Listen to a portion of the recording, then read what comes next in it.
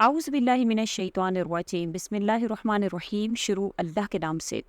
जो बड़ा मेहरबान निहायत रहम करने वाला है। लाखों करोड़ों दुरूद व सलाम हो कमली वाले आका मोहम्मद मुस्तफ़ा सल्लल्लाहु अलैहि वसल्लम पर, जो ख़ातमुन नबीयीन हैं, जो ख़ातमुल मुरसलीन हैं, कि जिनके बाद ना कोई नबी है ना कोई रसूल है। अस्सलाम वालेकुम, मेरा नाम मोमिना मेहरबान है और आप मेरा यूट्यूब चैनल पीरे कामिल देख रहे हैं। आज की वीडियो बड़ी ही ख़ास है, सूरह असर के हवाले से है, जिसको आपने असर की नमाज के बाद पढ़ना है। इसकी क्या आपको फजीलत हासिल होती है, क्या आपको फ़ायदे हासिल होते हैं, किस तरह से आपने इसको पढ़ना है और क्यों ये वक्त जो है वो इस के लिए मुकर्रर किया गया है, या इस वजीफ़ा को असर के वक्त में ही जिक्र करने का क्या जो है वो वजह है, इंशाअल्लाह ताला मुकम्मल मैं आपसे जिक्र करूँगी। और उससे पहले मैं गुजारिश करना चाहूँगी कि अगर आप मेरे चैनल पर नए हैं या मुझे पहली मरतबा सुन रहे हैं तो मेरे चैनल को सब्सक्राइब ज़रूर कर दें। मज़ीद अपडेट्स हासिल करना चाहते हैं तो सब्सक्राइब के बटन के साथ जो बेल नोटिफिकेशन का बटन है उसको भी ज़रूर प्रेस करें, ताकि मेरी हर नई आने वाली वीडियो आपके पास नोटिफिकेशन की सूरत में पहुंचती रहे।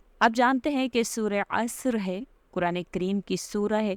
और इसकी जो टोटल सिर्फ और सिर्फ 3 आयतें हैं। सूरह कौसर की तरह ये भी छोटी सी मुख्तसर सी सूरह है, लेकिन इसकी फजीलत के हवाले से कहा जाता है कि फजीलत इसकी इतनी ज़्यादा है कि जो कोई भी इंशाल्लाह इसको असर की नमाज के वक्त करेगा तो अल्लाह करीम उसकी तकदीर को रोशन कर देते हैं, उसके तमाम मसाइल को हल फरमा देते हैं। इसका जवाब इस सूरह में खुद है। और इसके हवाले से कि इसको इतनी खासियत क्यों हासिल है, क्यों अल्लाह करीम ने इसमें जो है वो ज़माने की कसम खाई, क्यों अल्लाह करीम ने इसी वक्त को मुकर्रर फरमाया, इसके हवाले से एक हदीस मुबारक है। हज़रत अबू हुरैरा रज़ी अल्लाह तआला अन्हु से नबी करीम सल्लल्लाहु अलैहि वसल्लम की ये हदीस बयान की जाती है कि अल्लाह तबारक व तआला इरशाद फरमाता है, यानी ये हदीस कुदसी है। हदीस कुदसी वो हदीस होती है जो बराह रास्त नबी करीम सल्लल्लाहु अलैहि वसल्लम के पास अल्लाह करीम की बात को पहुंचाया गया हो, और उसका मुकाम जो है वो बहुत ज़्यादा होता है। ए इब्ने आदम, अल्लाह ताला फरमाते हैं कि ए इब्ने आदम, फजर और असर के बाद कुछ देर मेरा जिक्र किया करो। तो ये वजीफ़ा खुद अल्लाह करीम ने ही तलकीन फरमाया है, तो इसलिए इसकी वजीफ़ा की अहमियत बहुत ज़्यादा है कि इस वक्त में अल्लाह ताला खुद फरमाते हैं कि मेरा जिक्र किया करो। इन दोनों औकात के दरमियान में मैं तुम्हारे लिए काफ़ी हो जाता हूँ, यानी कि जो इस वक्त में अल्लाह से जो मांगेगा अल्लाह करीम उसके लिए काफ़ी हो जाएंगे, अल्लाह करीम उसको अता फरमाएंगे। वजीफ़ा का तरीक़ेकार भी इंशाअल्लाह ताला मैं आपसे जिक्र करूँगी कि आपने किस तरह से इस वजीफ़ा को करना है, क्योंकि इस वजीफ़ा को यानी कि अगर कि आप इस वजीफ़ा को कर रहे हैं और आपकी कोई हाजत है, कोई ज़रूरत है, तो इंशाअल्लाह ताला वो ज़रूर व ज़रूर पूरी होती है। तो आपने इसको ज़रूर लाजमी इसको करना है। इसमें इसकी अहमियत जो है वो नमाज असर की बहुत ज़्यादा है। नमाज असर के हवाले से कहा जाता है, नबी करीम सल्लल्लाहु अलैहि वसल्लम ने फरमाया, सही बुखारी की हदीस है 552, कि जिसकी असर की नमाज छूट गई गोया इसका घर और माल सब कुछ लुट गया। तो इसमें अगर आपने इसको कायम कर लिया, इसकी नमाज को कायम कर लिया और अल्लाह के बताए गए तरीक़ेकार के मुताबिक आपने जिक्र को कायम कर लिया, तो गोया कि आपको दुनिया मिल गई, दुनिया की हर नेमत मिल गई, अल्लाह मिल गए, अल्लाह काफ़ी हो गए। तो जब इसका आगाज़ होता है बिस्मिल्लाहिर रहमानिर रहीम से सूरह असर का, तो अल्लाह करीम सबसे पहले तो वल असर,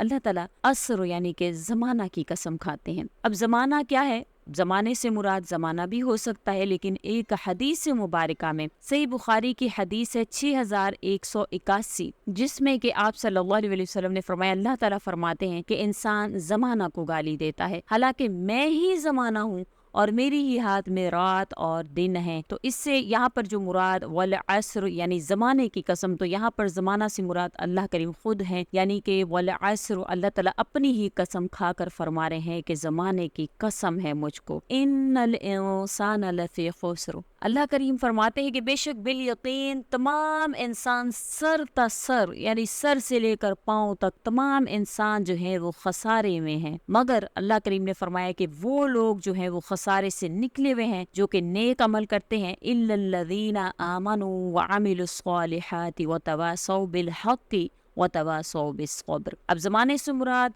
शब व रोज़ की गर्दिश है। आपकी ज़िंदगी में معاملات جو وہ زمانے کا ایک حصہ ہی ہیں کہ عدل بدل جو بھی آتا ہے، رات آتی ہے، دن آتا ہے، اسی طرح انسان کی زندگی کے معاملات ہیں، کبھی تو رات چھا جاتی ہے اور کبھی دن طلوع ہوتا ہے، ہر چیز روشن ہوتی ہے، اس کے سامنے کھلی ہوئی ہوتی ہے، کبھی راتیں جو ہیں وہ دیکھا ہوگا سردی میں راتیں لمبی ہوتی ہیں اور گرمیوں میں جو راتیں جو ہے وہ چھوٹی ہوتی ہیں، اسی طرح انسان کی زندگی کے معاملات بھی ہیں، کبھی تو وہ دیر پا ہوتے ہیں، لمبے ہو جاتے ہیں، اس کے اوپر آزمائشیں جو ہے وہ لمبی ہو جاتی ہیں، کبھی تو اللہ کے مختصر طور پر جو ہے وہ اس کو حل فرما دیتے ہیں۔ یہی جو ہے زندگی کے شب و روز کا گزرنا، یہ زمانہ ہے، اور زمانہ اللہ کریم خود ہے جو اللہ تعالیٰ کی قدرت ہے اور کاریگری پر اللہ کریم کی دلالت کرتا ہے، اور اللہ کریم ہی ان تمام تر پریشانیوں کو، مشکلات کو، دن و رات کو بدلنے پر، ان کو جو ہے وہ حل کرنے پر اللہ کریم کی ذات ہی قادر ہے۔ تو اسی طرح سے اللہ تعالیٰ اپنی مخلوق میں سے جس پر اللہ تعالیٰ چاہتے ہیں اپنا کرم فرما دیتے ہیں، اور اللہ ہی سے امیدیں باندھنے والا انسان جو ہے وہ کامیاب ہے، اور اللہ ہی کو ماننے والا انسان جو ہے جلد اپنی منزل تک پہنچتا ہے اور اس کی مشکلات آسان ہوتی ہیں۔ اب تمام تر جو انسان ہیں، اللہ تعالیٰ نے فرمایا کہ جو بھی زمانے میں چل رہا ہے وہ تمام کا تمام جو ہے وہ اس کی قسم کھا کر کہتا ہوں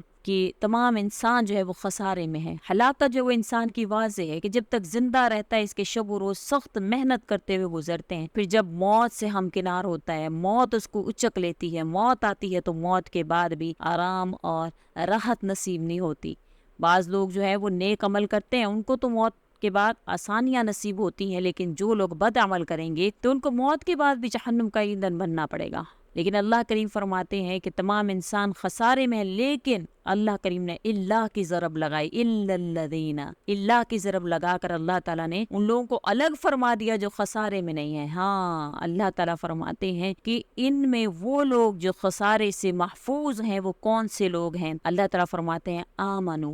جو ایمان لے کر آئے، وعاملوا الصالحات۔ اب یہاں پر جو ہے وہ تقسیم ہوگی کہ خالی ایمان لانا بھی جو ہے وہ نجات کا باعث نہیں ہے۔ بعض لوگ کلمہ پڑھتے ہیں، نہ ان کی ترجیحات ہوتی ہیں اللہ کریم کے نیک اعمال کی طرف کہ قرآن پڑھیں یا نماز کا اہتمام کریں، نہ ان کی ترجیحات ہوتی ہیں، اور نہ ہی ان کو جو ہے وہ کہتے بس کلمہ پڑھ لیا ہے تو ہم مسلمان ہیں۔ تو ایسا نہیں ہے، اللہ کریم نے یہاں پر واضح فرما دیا ہے کہ جو بھی انسان ہے جو چاہتا ہے کہ خسارے سے دور رہے تو اس کو چاہیے کہ ایمان کے ساتھ ساتھ عمل صالحہ بھی کرے، اعمال صالحہ بھی کرے، کیونکہ ان کی زندگی چاہے جیسی بھی گزری ہو، جیسی بھی آپ کی زندگی گزری ہو، آپ ایمان کے ساتھ جیسی بھی زندگی گزاریں، لیکن موت کے بعد آپ کو بہرحال ابدی نعمتوں، جنت کی آسائشوں اور تمام تر نعمتوں سے اللہ کریم آپ کو بہرہ مند فرمائیں گے، لیکن تب ہوگا جب آپ اچھے عمل کرتے ہوں گے تو اچھی جنتوں میں آپ انشاءاللہ تعالی ہوں گے۔ اب یہاں پر اللہ کریم نے فرمایا وَتَوَاصَوْا بِالْحَقِّ۔ اب حق کیا ہے؟ یعنی اللہ کی شریعت کی پابندی ہے اور گناہوں سے توبہ ہے۔ لیکن ایک بات یہاں پر میں واضح کر دوں کہ عمل صالحہ، بعض لوگ کہتے ہیں کہ دن رات مصلی بچھا کر بیٹھا جائے اور دن رات جو ہے وہ عبادتوں کی طرف مشغول ہو جاتے ہیں، ایسا نہیں ہے۔ رسول اللہ صلی اللہ علیہ وسلم نے فرمایا ہے، بخاری اور مسلم شریف کی حدیث ہے کہ خدا کے نزدیک بہترین اعمال میں سے وہ عمل بہتر ہے جو ہمیشہ کیا جائے، اگرچہ تھوڑا ہی کیوں نہ ہو۔ تو دن رات مصلی بچھانے کی بھی ضرورت نہیں ہے، بس اخلاص اللہ کو چاہیے۔ تو نیک عمل کیا ہے کہ اخلاص کے ساتھ آپ اور جو ہے وہ دوام کے ساتھ کوئی عمل آپ کرتے چلے جائیں اور آپ نے اس کو اپنا وظیفہ بنا لیا ہو، اور تھوڑا ہو بے شک، اللہ کریم کو تعداد سے مطلب نہیں ہے، اللہ کریم تو اخلاص دیکھتے ہیں، اور یہاں پر بھی یہی مراد ہے۔ اور دوسرا اعمال صالحہ، ایسا نہیں ہے آپ صرف اور صرف نمازوں پر جو ہے وہ آپ بڑی توجہ دے رہے ہیں، آپ کی جو توجہ ہے وہ معاشرت کی طرف بھی ہونی چاہیے، اللہ کی مخلوق کے ساتھ بھی آپ کے تعلقات اچھے ہوں۔ آسمان والا تبھی راضی ہوتا ہے جب اللہ کی مخلوق آپ سے راضی ہوتی ہے، لیکن ایسا نہیں ہے کہ آپ مخلوق کو ہی راضی کرنے پر لگ جائیں اور جائز اور ناجائز، حرام حلال کی تمیز بھول جائیں، لیکن اتنا ضرور کریں کہ وہ اخلاق اپنے اندر لے آئیں جو آپ صلی اللہ علیہ وسلم کے اخلاق سے خندہ پیشانی سے پیش آئیں، ہر ایک کا حق ادا کرنے کی کوشش کریں، اگلا آپ کے ساتھ جیسا بھی ہو، لیکن آپ اپنی طرف سے پوری کوشش کریں کہ ہم اس کے ساتھ انشاءاللہ اچھے سے پیش آئیں گے، کیونکہ ہر انسان نے اپنا حساب دینا ہے۔ کوئی انسان قیامت کے دن ایسا نہیں جو کسی کا بوجھ اٹھائے گا، آپ نے اپنا بوجھ اٹھانا ہے تو اپنی طرف سے پوری کوشش کیجئے، اور حق یہی ہے کہ اللہ کی جو احکامات ہیں ان کی پابندی کی جائے، اللہ کی شریعت کو جو ہے وہ لے کر چلا جائے۔ اب انسان کی زندگی میں جو ہے وہ مصائب بھی آتے ہیں، آلام آتے ہیں، ایسی انسان کی زندگی میں کوئی نہ کوئی ایسی چیز آتی ہے کہ اس کو صبر کرنا پڑ جاتا ہے۔ تو اللہ تعالیٰ یہاں پر فرما رہے ہیں کہ دیکھو حق کی راہ پر چلو گے، حق پر چلو گے تو تمہیں ایسی آزمائشیں آئیں گی کہ تمہیں صبر بھی کرنا پڑ جائے گا۔ تو حق کو اپناؤ گے تو صبر کی ضرورت بھی پڑے گی، تو آزمائشیں جو ہے وہ آئیں گی، تو ان آزمائشوں سے وہ پریشانیاں جو آپ کی زندگی میں آ گئی ہیں اور آپ ان پر جو پریشان ہیں، مالی مشکلات ہیں، کوئی ایسے حالات آپ کی زندگی میں آ گئے ہیں کہ جنہوں نے آپ کا جینا حرام کیا ہے، روزی کے حوالے سے ہے، جس بھی حوالے سے ہے، آپ نے یہ وظیفہ انشاءاللہ تعالی آج کا کرنا ہے کہ نماز عصر کے بعد آپ نے سورۃ العصر کو پڑھنا ہے، اسی طرح سے جس طرح سے میں آپ سے ذکر کری ہوں، حدیث مبارکہ کو ذہن میں رکھتے ہوئے، جو کہ حدیث قدسی ہے کہ اللہ کریم نے فرمایا ہے کہ عصر اور فجر کے بعد جو کوئی بھی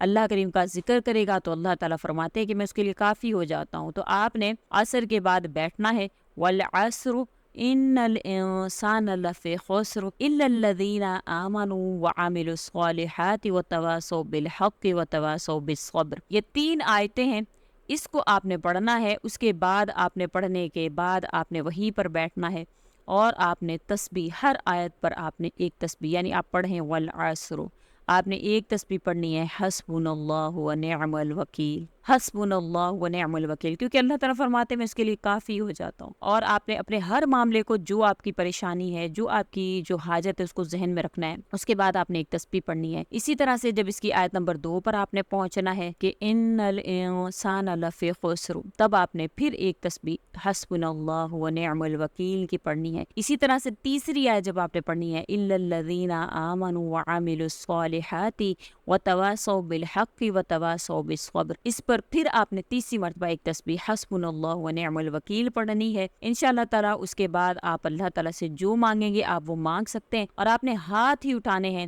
کیونکہ نماز عصر کے بعد کسی بھی قسم کا کوئی سجدہ جائز نہیں ہے، کسی قسم کے کوئی نوافل جائز نہیں ہے، تو اس میں اللہ تعالیٰ نے ذکر کرنے کا حکم دیا، اسی طرح سے فجر کے بعد بھی ذکر کرنے کا حکم دیا ہے، سجدہ جائز نہیں ہے۔ تو ان دونوں اوقات میں اگر آپ پڑھتے ہیں تو انشاءاللہ تعالیٰ میں آپ سے ذکر کرتی ہوں کہ آپ جو اللہ سے مانگتے ہیں، آپ کی مالی مشکلات ہے، جو آپ اللہ سے مانگیں گے اللہ تعالیٰ آپ کو انشاءاللہ ضرور عطا فرمائیں گے۔ آپ نے یہ ویڈیو غور اور توجہ سے سننے کے بعد اس پر عمل کرنا ہے، انشاءاللہ تعالیٰ آپ کی ہر مشکل کو اللہ کریم آسان فرمائیں گے۔ امید کرتی ہوں آپ کو میری ویڈیو اچھی لگی ہوگی، اچھی لگی ہے تو لائک کریں، شیئر کریں اور میرے چینل کو سبسکرائب بھی ضرور کر دیں۔ اسی کے ساتھ اجازت چاہوں گی، وآخر دعوانا ان الحمد للہ رب العالمین۔ اللہ حافظ۔